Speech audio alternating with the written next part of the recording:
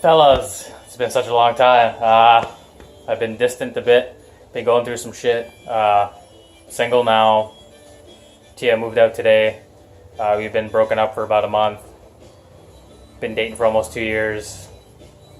I haven't been in the best of shape. I've been pretty miserable. I've been reading what you guys are writing, but I haven't really contributed too much. So anyways, let's skip through that. Ryan knows a little bit about what I'm about to show you. I just spoke to him the other day. But I have a third vehicle to my fleet. I'll be selling both. I'm selling both the G5 and my truck in the next few weeks. The car might be sold tomorrow. And then right next to me will be my single vehicle. So here it is. Another Dodge Ram, but it's a 2002 Dodge Ram 2500 with 35-inch tires, which are worn to fuck, but that'll be getting fixed soon. It's got the 5.9 gas. It's not a diesel, although I could very much swap the 5.9 Cummins diesel into it. I'm not going to. It's got 380,000 kilometers. This is believed to be the second engine that's been inside of it. Pretty fucking clean. And then on top of it all, other than the body being extremely clean. Tow mirrors, by the way, because that's what everyone needs here. It's also a 5-speed.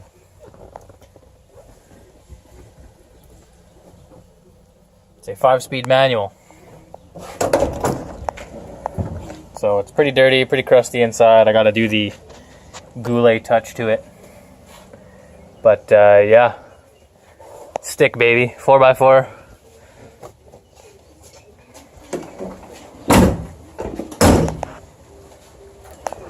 It's very clean, no rust. Well, barely any. There's a little pinhole starting here. Goodyear dirt tracks, which are finished, as you can see, smooth. I'm extremely happy with this truck. I bought it with my dad on Wednesday, and it was in Lac La Biche, which is 2.5 hours from Edmonton. So after work on a Wednesday, I had my money already lined up. I went with my dad. Right at 5:30, we got out of the city and drove 2.5 hours to see it. We got there around 8 o'clock. Got a speeding ticket on the way. But that's okay, I gotta pay that. It was $200. Well worth it. And it made it back 2.5 hour drive, untested, no problem. However, there was an issue with the leaf spring. One of the leaves is broken. So I can move that myself, so I tied it up for the way home. I made a list of everything that I need to do to this truck. It's quite extensive. It's not extensive, but it needs tires alignment for sure because the front tires are cupped to shit. Steering box is leaking pretty bad, but I'm going to leave that go for now. Power steering's fine, everything's fine, engine's fine, no AC in it, but that's okay. It's got a factory lift, I think, or an extra 3-inch lift, so it's about a 4-inch lift on the truck. The tires are 315/75 16s, so that's good. It's not going to cost me too much in tires. However, 315 is pretty fucking wide. I believe the truck comes with 265 stock. Car will most likely be sold tomorrow. Some guys come and look at it. I washed it last weekend and parked it in the garage, so I won't be using it anymore. I'm kind of done with it. I'll be sad, of course, when it goes, but it's time to move on. Yeah. As for my 1500, which I'll go show you, I still have outside.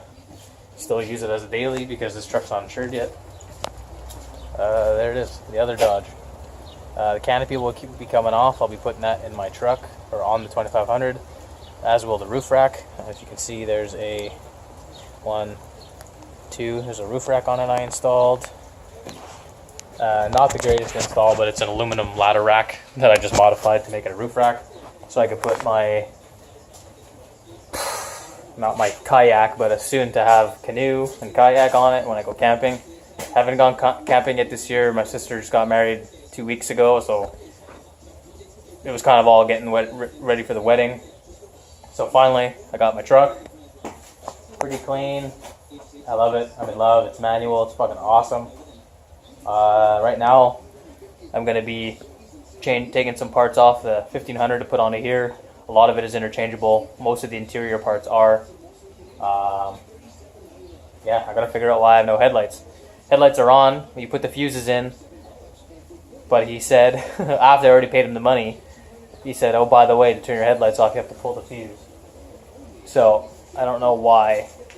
I don't exactly know what's going on, but I think I have a feeling it's the daytime running light module. I don't know. Don't ask me why, but it's happened in my dad's old Ram. It happened in my brother-in-law's Ram, and the daytime running light module in my 1500 works. So I'm going to swap it out with this, see if it works, and then I should have lights. I'm going to swap out my LEDs out of my LED headlights out of my 1500 to put into this.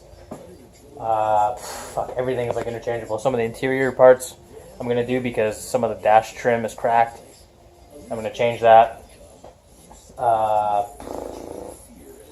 need help with the canopy, but I'll buy some teleposts to help me do that. I'll just back the 1500 in the garage, lift it up, hold it on teleposts, back the 2500 up underneath it, set her down, that's it. In no way is it perfect, but it's perfect to me. No minimal leaks from the engine. Rear main seal, front seal is all good. Transmission's beautiful, clutch is beautiful. Steering seems tight, it's got newer parts on it. I checked it out at work, there's no recalls for it, because there's been a lot of recalls for Dodge 3/4 ton and 1 ton tie rod recalls. Don't know why. Something about a bad joint in it. Mine has none of that whatsoever, so yeah. So soon you'll see some 4x4 videos. Guys, I'm converted. This is my second truck I've had already, and I'm absolutely in love. I love it. It's great. So I'll hope to have some driving videos soon of it. It's got a bit of an exhaust leak, just more or less a tick, not so much loud. That will all change soon. Fix that, get a muffler on it, or get a proper exhaust so it sounds meaty. Do some burnouts, and you guys will have videos, so enjoy. See you later. Oh yeah, I'm growing out a beard.